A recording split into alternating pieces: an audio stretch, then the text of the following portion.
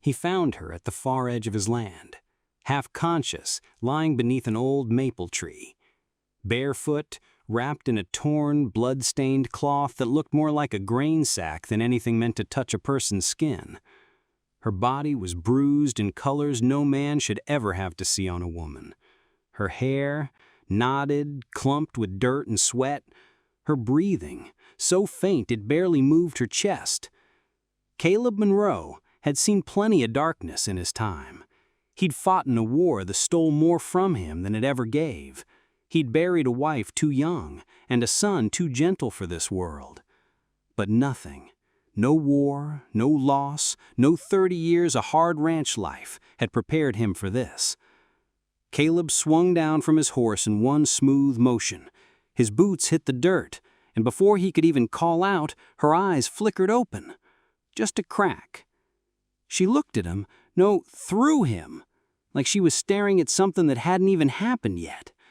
And then, in a voice so raw it could freeze your blood, she whispered, "He'll kill you, the same way." No name, no explanation, just fear. Caleb didn't ask who she meant. He didn't have to. In this county, only a handful of men were capable of something this cruel, and only one lived close enough to leave her here.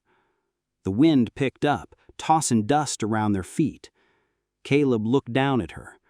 This broken stranger, left in the dirt like a wounded animal.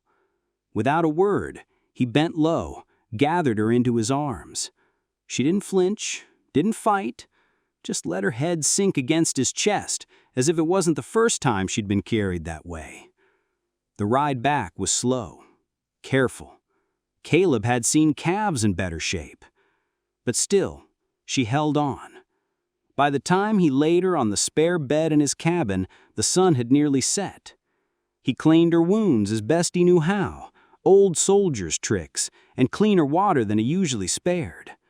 But even as her body rested, her words clung to the walls like smoke. "He'll kill you." Caleb had always kept to himself. Didn't go looking for fights, didn't play the hero. But there was something in the way she said it, something that told him trouble wasn't coming. It was already here. And this time, he couldn't just sit the fence. Caleb didn't sleep much that night. He sat in his rocking chair, eyes fixed on the back room where she lay. The wind scratched across the walls like a warning. The fire sunk inch by inch. She stirred in her sleep, murmured sounds he couldn't make out. Not words, not really. But every so often, one name cut through like a blade. Raymond. By morning, she was half awake, eyes cloudy but open. He brought her broth, a clean cloth. She gave him the smallest nod, tried to speak, but her voice cracked like old wood. Caleb didn't press, he just listened. Later that day, she managed to sit upright. Her gaze wandered the room like she wasn't sure it was real. That's when Caleb opened the cedar chest, pulled out a dress, old but clean. It had belonged to his wife. Gone now. Fever took her 6 years back. Quick, cruel. He laid the dress on the bed, didn't say a word. The woman, Anna, looked at it, then at him.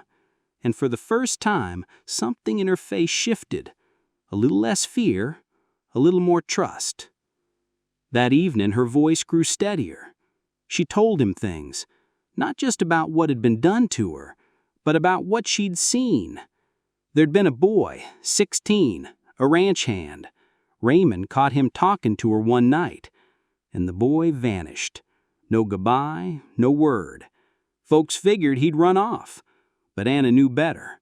She'd heard digging late at night, heard Raymond curse under his breath, heavy footsteps behind the barn. 2 nights later, she saw the old well sealed shut, rusty nails, a new lock. She never asked, never told, until now. Caleb sat stiff, fists clenched, not because he was surprised, but because deep down he'd always known Raymond was that kind of man. And now he couldn't ignore it. This wasn't just about saving her anymore. This was about what that land was hiding. If the well held a body, what else had Raymond buried? Anna had only been at Caleb's place a few days, but the air felt different, still, quiet, like the ranch itself was holding its breath. And then, trouble came. Late afternoon, sun high, dirt baked hard as stone. Caleb was mending the chicken coop latch when he heard hooves, slow, heavy. Not a visitor, a reckoning.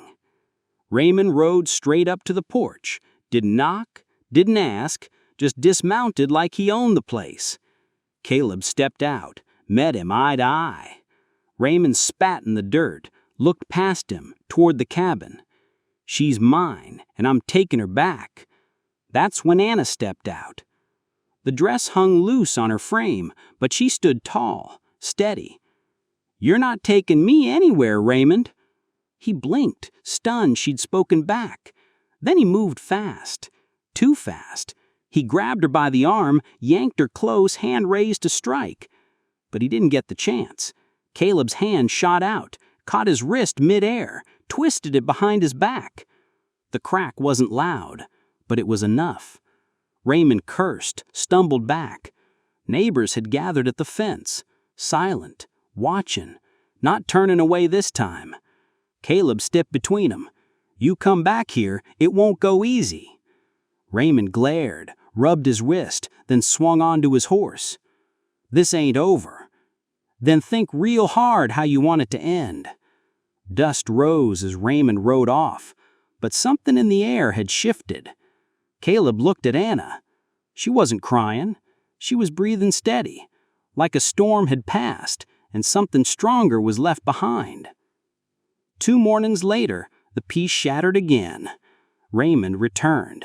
Not alone this time. 2 rough-looking men rode with him. And worse, he was armed. Caleb saw the dust before he saw the riders. He didn't flinch, just waited. Anna watched from the curtain, hands tight, breath shallow. Raymond stopped, sneering. You had no right to keep her here. She belongs to me. Caleb's jaw was set. You've had your say. Now leave. Raymond laughed bitter. She's mine, and if I have to drag her by her hair. A voice rang out from behind the barn. You won't be dragging anyone today, Raymond. Sheriff Carter stepped into view. 2 deputies at his side, rifles across their backs. Caleb hadn't told the sheriff much, just sent word 2 nights ago. But what the lawman found changed everything. That old well behind Raymond's ranch, it held more than nails and boards. They found a boot, and under it, bones, human bones. No one spoke the name. They didn't have to. Everyone remembered the boy, 16, quiet, worked hard, gone like smoke. Now there was proof. Raymond Crowley, you're under arrest for murder. You'll be coming with us. For the first time, Raymond faltered. His men pulled back, not paid near enough to face this. He started to argue, then stopped, cursed as the cuffs closed on his wrists. Anna stepped out onto the porch. The sheriff gave her a nod. No words needed. Neighbors gathered closer now. They didn't turn their backs. Not this time. Caleb stood steady beside her. Justice had come not because it was easy, but because someone finally refused to look away. Life slowed after Raymond was taken. Not empty slow, but the kind that comes after a long storm. Boards still creaked, the air still held weight, but at last you could breathe again. Caleb never asked Anna to stay. She never asked to leave. Days blurred into weeks. She fed chickens, brushed horses, and every evening she walked to the willow tree out back, sat quiet, thinking. Caleb never intruded. One evening she came inside holding a wildflower. I hope she doesn't mind me being here, Anna whispered, glancing toward the grave. Caleb smiled. She would have liked you. They didn't say more. They didn't have to. Anna started working with the smallest horse on the ranch, a skittish little mare no one could get near. She brought apples, spoke soft, took her time. Little by little, The horse edged closer, nudged her palm, rested her head on her shoulder. From the porch, Caleb watched, and he understood.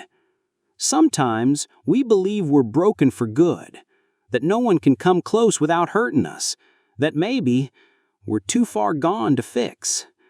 But maybe what we really need is someone who doesn't push, someone who listens, someone who stays. So, what would you have done if you were Caleb? Would you have brought her home, or would you have looked away like everyone else? And what about Anna? How many people out there are still carrying hurts no one else sees, hurts they were never allowed to speak?